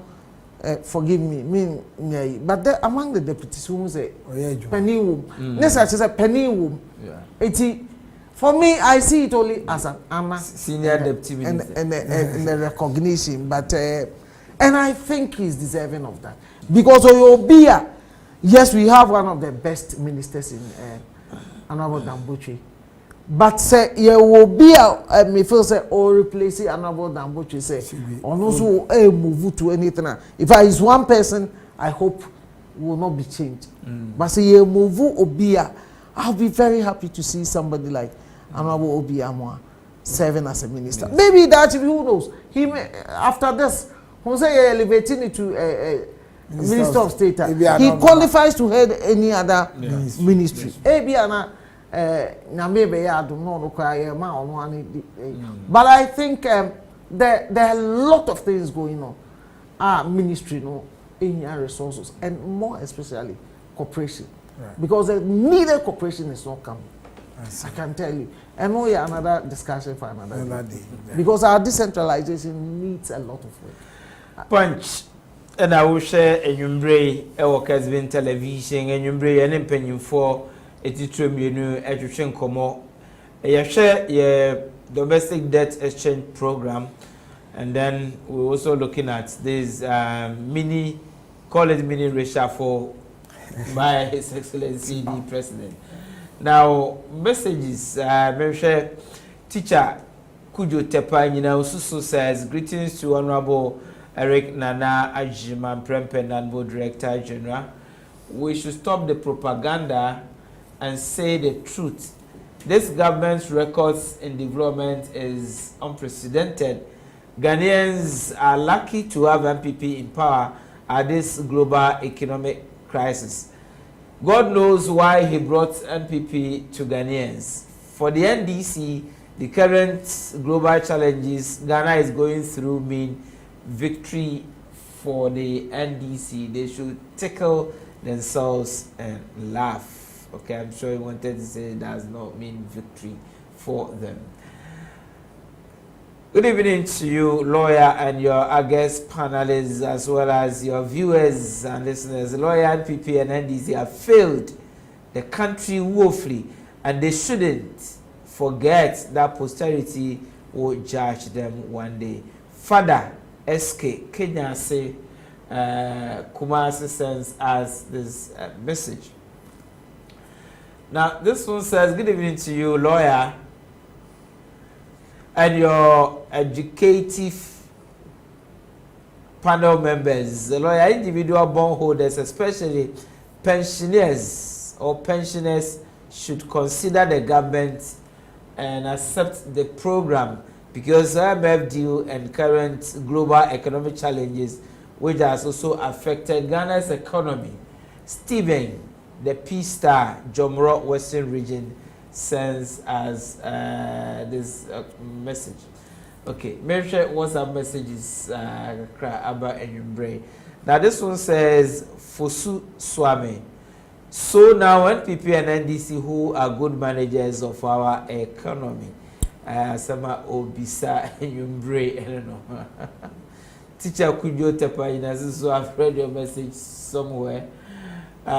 This one says, good evening to you, lawyer. If President Akufo-Addo is not ready to cut his staff, we are not ready to sign or to sign to. Okay. It's show one of the domestic bond holders. Baroski from Assessor says the laws of the land must deal with Swami NDC youth organizer to serve as deterrent to NDC for soldiers. Okay. My information is that he was taken to court today and he has been remanded into police custody to appear sometime in the course of next week. So that is it. What is in respect of the NDC young man, the NDC youth organizer, and the statements that he made. Abono Krapa Osima Edriasa, and I mean that we can go for the I believe the last one, and then we can end the show. Now watch a punch our Kessben television. You're also watching the program live our Facebook. We are also live on DSTV.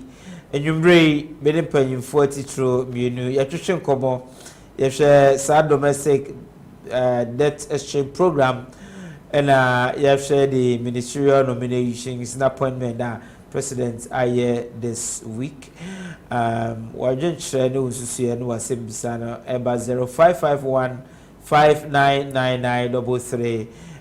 We are say after 9 years, so we'll also get to hear your view or your opinion on this. That the final leg that we're going, I will not restrict them. Now, Dr. Adako and now she and not this the partner that who are kuma so be asama obepese would be ja are for Enyumbre, not restricting you so much. Okay.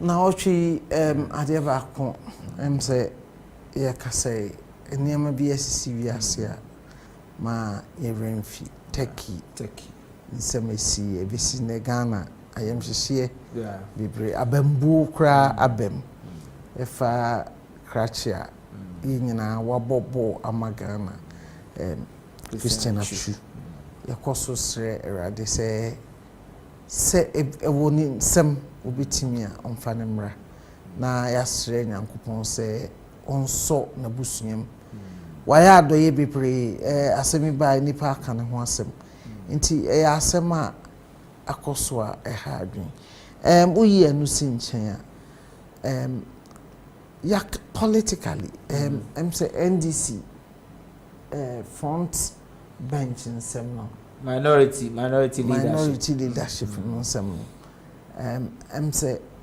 was mpanimfo etna se na omutimi epe kwan bi so eka nsɛm ne ye after beatings na omukoye ni nyine nchi menasepo ewo ho na mom me hone say obi ti say Haruna Idrisu was show a lot of maturity wa kire say o ye party ni ebi na American ya na yedi ba yewa enye wo parliament ebi si dey o no crutches o person o defect call majority say across say asem o be kan say akonya ayese won tena so ye obi ti say Alhaji Collins Dauda akonya sabi oye ni nua pani ontimi nkutu na se akonya say okutu na kotena ho waka as for interpretation we can do it. But and also next say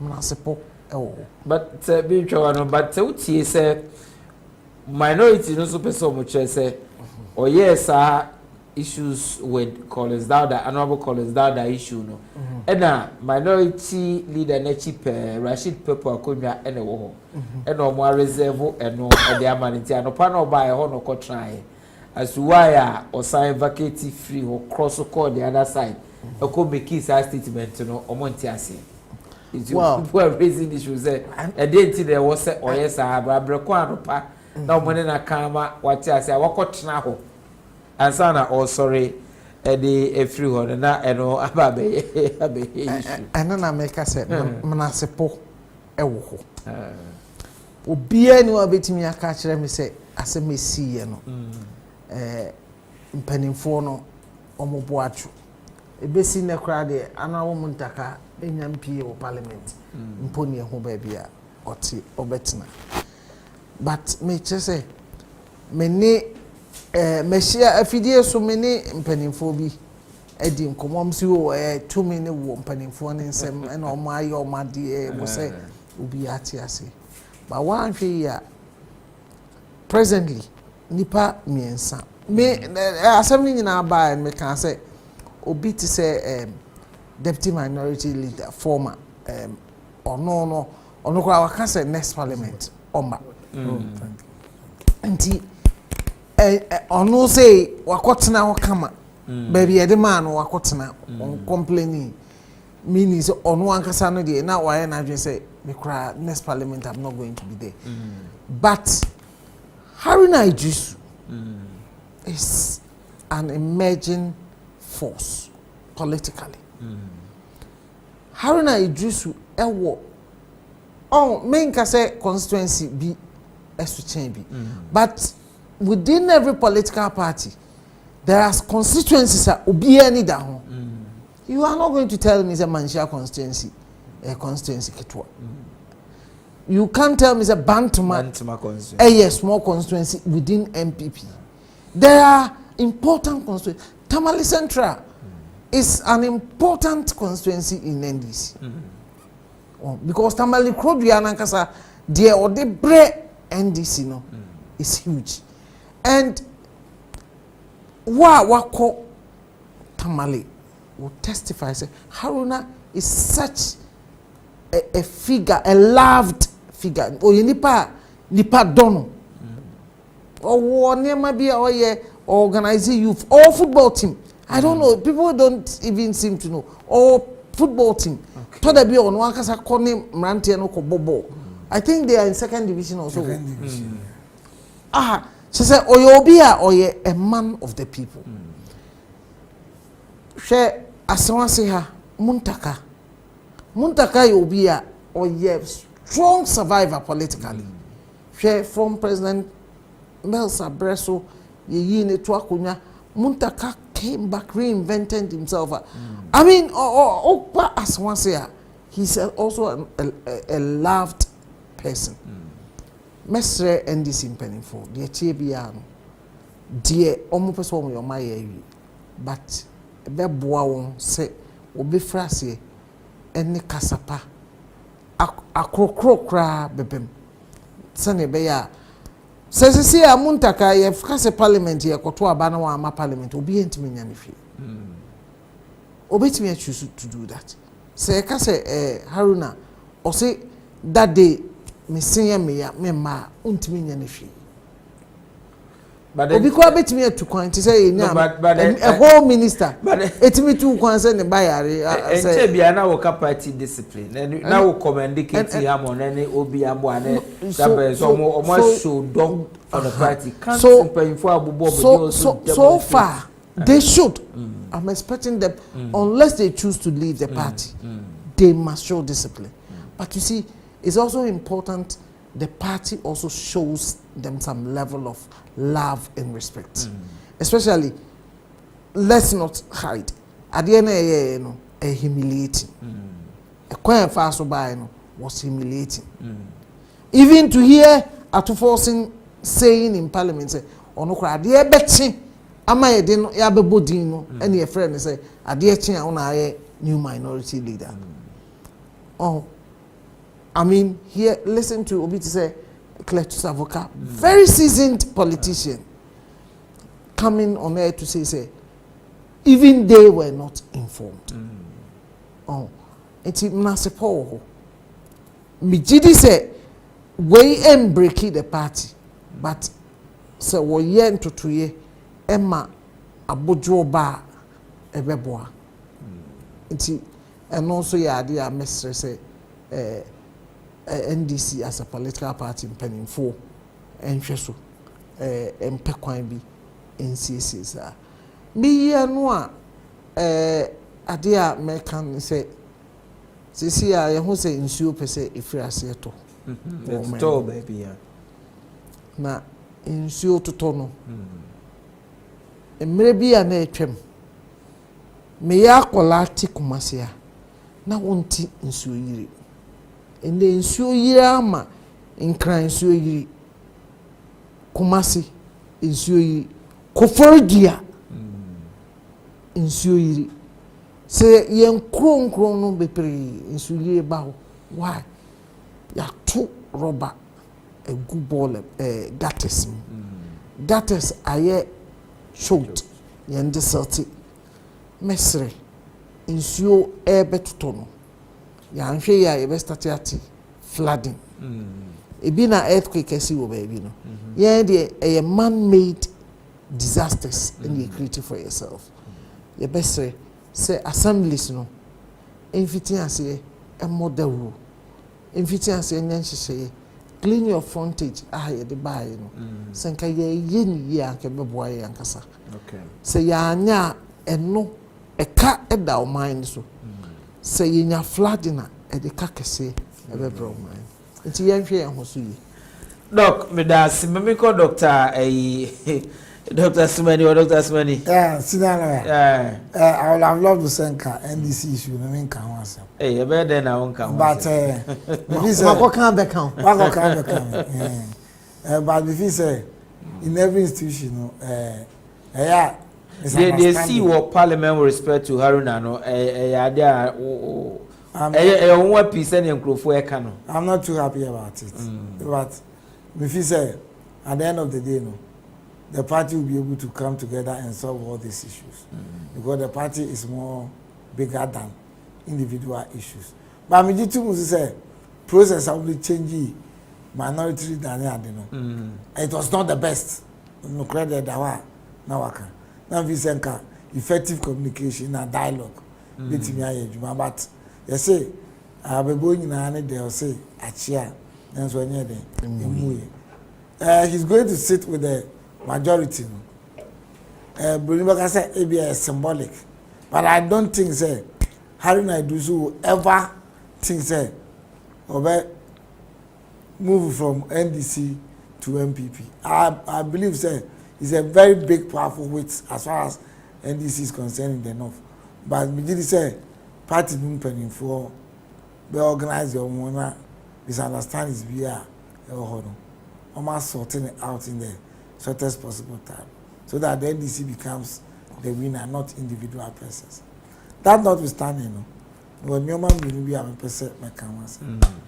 1 year the earthquake in Syria and Turkey. A very unfortunate situation, more especially with our brother missing after about 3-4 days. The empire I born and said, na owonkwa na Turkey furi nyina so ye ma omo ya ka omo ahwe omo nkwa na me mfa omo kra nsi but eno che se ukoto se obi abodu se ehia no wa sensu ayede esi wudi o se na na Dr. Jacob kan ye dey part of the world no dey dem say Jacob there so much site natural disasters no ye nya bi but ye create artificial disasters so cause ye to bola Google terminal you cop baby to say asafoni alaba no ma nsi ota e wana amanfo hwe mu bola go tem ye be jai na titu pa ya dansi na say wa na jashisha ba but ube kom no na say ka ye sidan no on the normal emra fast sidan no with emergency exit ni ade baya nanka ebi anku bi anya the entrance kwa the best Ministry of Local Government Works and Housing say obi o ma approve the building plan bi and making sure say security issues no as far as a back door ni emergency door ni ade wo ho no o mo nipa kro na ye ansa na o ma approve say ni aso ye ni kura ba ye nhwiri nipa nkwa. That notwithstanding, the last thing I want to talk about here, placement, SHS placement. SHS placement.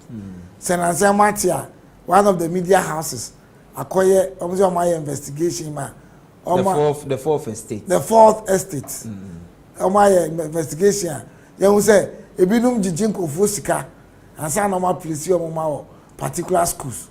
Send them Kekakona Yadi, and Imguasiaba, the penny for me, and you say, Omokra, na ye, Katasisha, Edium authority, a man confona.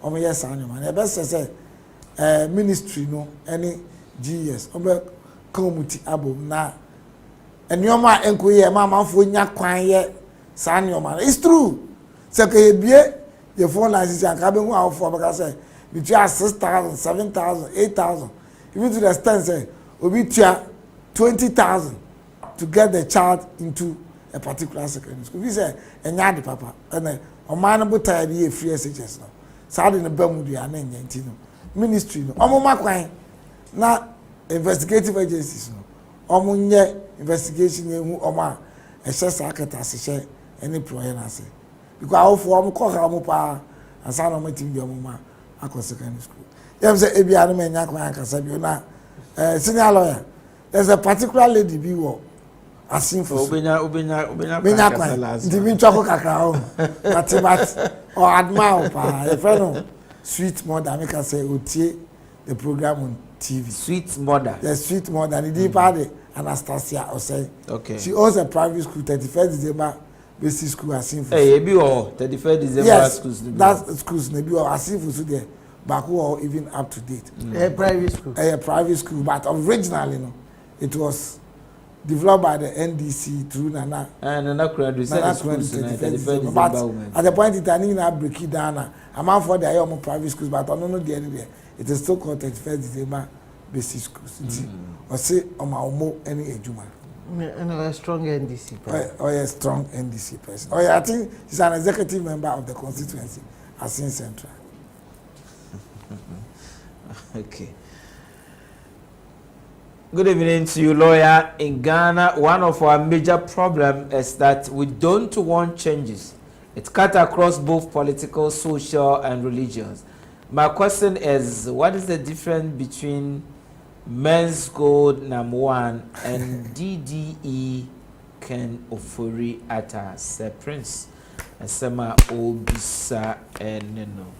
Okay, if Prince said the domestic debt exchange program no IMF program they cover debt sustainability issues with the IMF. Meaning how I related that to #1. #1 there's a Ponzi scheme and a buy and a amount for sika akoshem na the BC SC. I think that is the shortest answer that I can give. Okay, this one says, good evening to you, lawyer. Greetings to Dr. Asmani, your mate at CI Amas. Kudos to your well-taught presentation, devoid of politics. Ben Ajay, Ejoso Kumase Ben Ajay. So one of your mates. My mate was secondary school. Secondary school. Catch us some sardine of Regina, one farmer, or more modern farmer than your sardine. But sardine way back in 1993-94. Oh, when I say a yachin, statute of limitation. This my mate. I am sorry. Statute of limitation, actually, and I just had I also multiplied by 1,000. He's my mate. I am sorry, LL. Locks Lumber Limited, Benedict. Yeah. Oh, okay. We still have about 7 minutes. 7 minutes. 6 minutes. So, then let me talk on the last thing. Yes. If I say catch a chief for say, you are really Brian if you knew any of course. Especially, you are ready to say diabetes, hypertension, people need a lifestyle. Inti, you should you knew any senior. Media na so irresponsible say basa dey we are because metaka say na can say nutritionists I work Ghana meaning baby kro mo hihye because nka yetumi anya enkrofo mo ye experts e wo nutrition e no mo kyerɛkyerɛ enua ebi kra wo ho a allergy ne kum yen yes enua ne a odi we na the way mix we na the way fry we a mouth poison would do anyway I convert it to sugar ma word the control would the way fry way says us hard like ye rather more interested in say ye be tongue and drew and I be drew ano than say ye two ya rena can say free and we are near yeti and I totally agree with you on that the media and we have not concentrated much you hear massive education we are near I was yedi and yeah, any say yedi. I kumi. Brunisa, preventive medicine. In a creative medicine. Creative. Yeah, well, near nyoma bi ya. Ema ye nyare kra. Eni akwa akopɛ dry dey. Ano. Near one nyoma bi so a oya, obɛ yare na chi, wakwa akonum nduro bebre. Nti no ebe pese. Even new curriculum club develop such components of preventive medicine be a part of our curriculum. Say if you enquire bring the by now, you say say maybe MY especially who be 40-45 years no. Satan na there no e be yi no. Nti yen read more na yen seek the needed medical advice from the requisite places. And people ni say town here answer na yakọ hospital who be here say o wa na yakọ akọhwe ya pomudin na nyoma bi o ha on the betu ya fo be ya MY nyare because it is more cheaper not to get sick than to get sick and cure it. Omo preachy e wo car ma mo ton endro e ton. E sabo mo ka wo car no basis na nya nsam ketua wo. E wo nnuane a aphrodisiac ho nsam ne ade. So health ministry education aspects na wo hin lawyer. Be I Dr. Dro. Car mo asem kra dia. What I mean fan say to a small audience. There are on my advertisement. Ye play on Media unfortunately big media houses. I'm sorry to say we are guilty. The American say me modern for now, but maybe I will say a wage war on some. Meaning at my Kobe. Why all ye big advertisements about Oba. Yes, I are we. Yes, I are we. Meti ewura no da no utimi di nya ado akora esa diabetes which is a lie.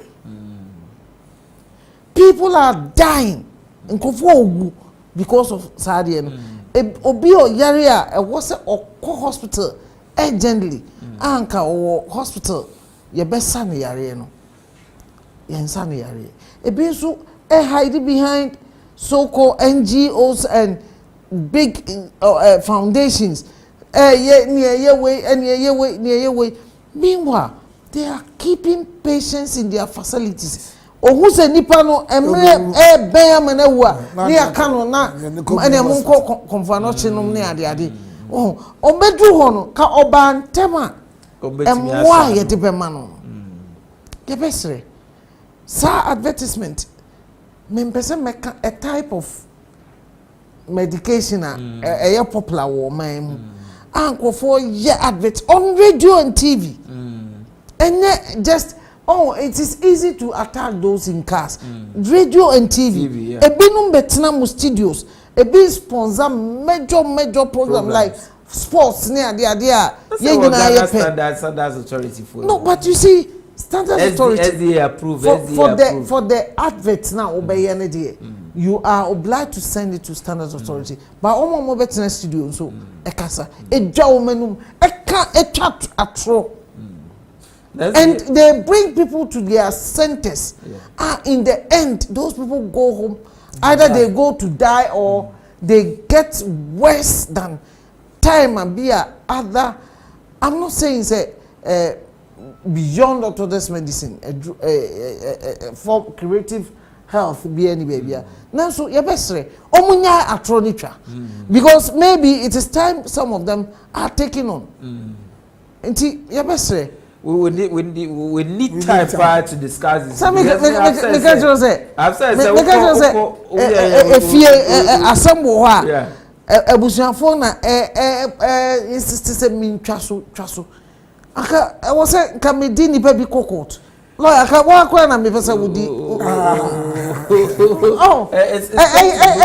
Sifem serious go into death about people are dying. Needless deaths. Yes. Just because we people so sika. That's true. We need to sensitize. I've always said even our restaurants, the places I mean like overco na one plate of one plate almost 7 per 7 no because of pesca doesn't aduane na wunkura 200 ebia wuntumi nya a pack of aduane we are 200 no ya packing nam bebre na de aguso a obi a oje no ultimately no kodi awu but because obi here the secret I was say bad sir exactly where are we going with this anyway unfortunately our time is almost up next time we'll find more time to look at these important issues I confront him because tebia na yetai ebu yeni egu saade no I've said say ye di niema ekum ye di niema ema ye yare I spend more money e dey cost sa yare no ye nya ho education bia and one say ye niema no na ye ekum ye sa we need to educate our people Father Nyumbre nya education pa from yempanyimfo mienu a oba adwumade so Dr. Frederick Ejako Odro former dean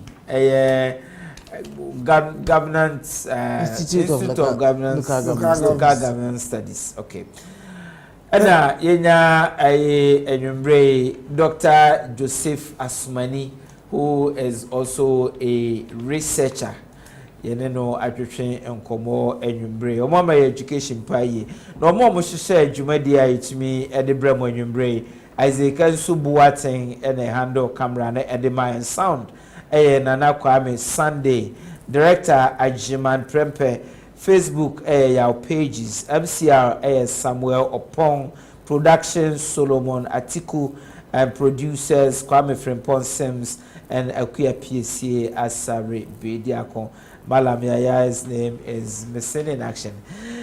Bidding a day or Ohene Gyan, Yankopon Yadum now to the Senebesa, but somewhere punch Juma Dia so our Kessben television, Yankopon and come home, Macram.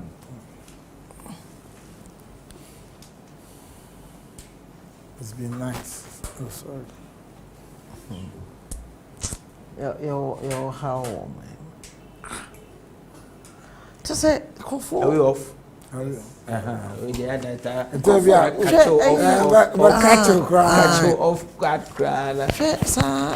Grace gift.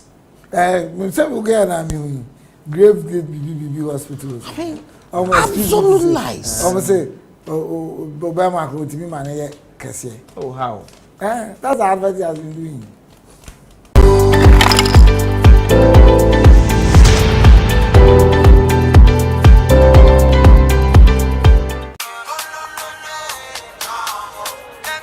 Getting together for the first time in years was a little bit awkward.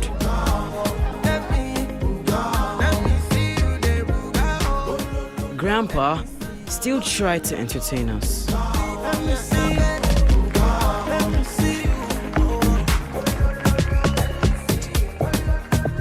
Mom was always stealing the spotlight from the kids, and my aunts always trying to tell us how to cook. But it wasn't until Grandma cracked a joke. That's my favorite prayer. That we got back into our groove. In this festive, DSTV is making family time even better with an upgrade. Stay connected to DSTV and we'll upgrade you to the next package for free. We can't let this happen. That girl isn't safe with that man, and that is the truth. You shouldn't allow your men to take the law into their own hands. Apart from your husband, who else lives in this house? You know that is private information, right? If I were you, I'll be more concerned about finding a killer. It is over a day since the murder of Aku Hansen, and the question still remains: who murdered or who had her murdered?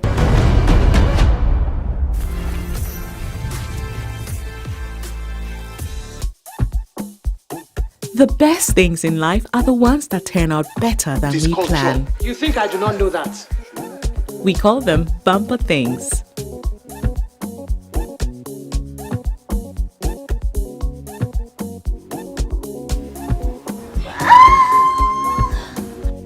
Surprises that turn out even more surprising.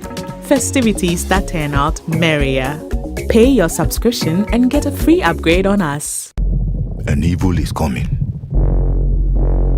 that threatens our kingdom.